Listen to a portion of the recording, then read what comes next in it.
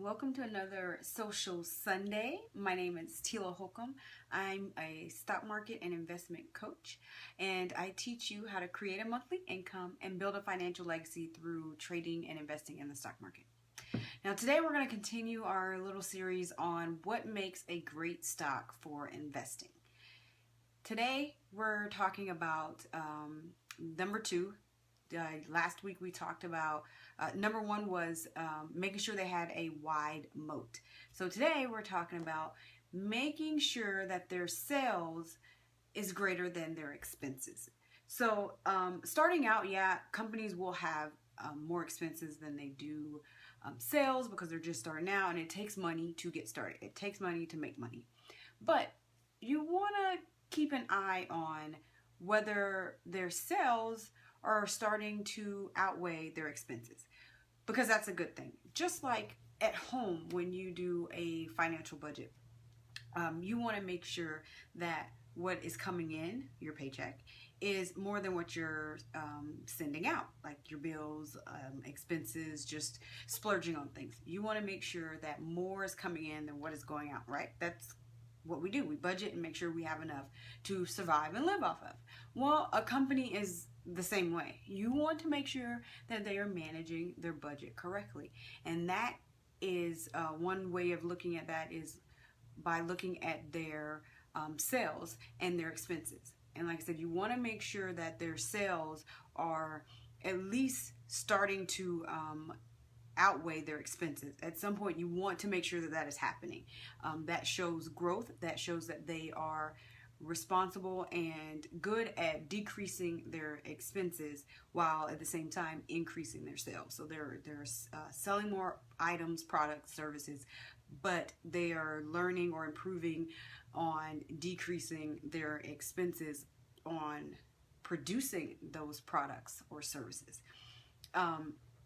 If their expenses are outweighing their sales on a consistent basis and there's no growth, like their expenses are continuing to grow but their sales aren't, that is kind of a red flag for me, because you're spending more money on, I don't know, being innovative, buying more products, or research and development, whatever, but you're not selling anything.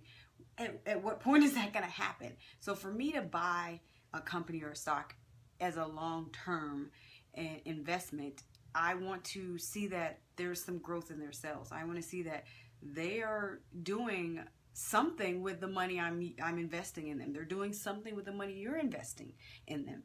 And you can go to companies' website and look up investor relations on their website, and that will give you their financial reports. And the one line item you want to look at is it's selling, general, and administrative expenses. You want to make sure those are going down compared to their sales. So that's what you want to look at if you're looking at their income report.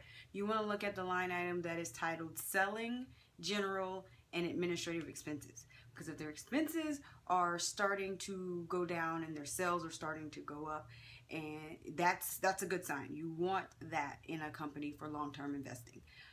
This will also prove to, in a way, it's a sign that in a downturn for that company or the economy, that they have the ability to survive during a downturn because their expenses are so much less than their...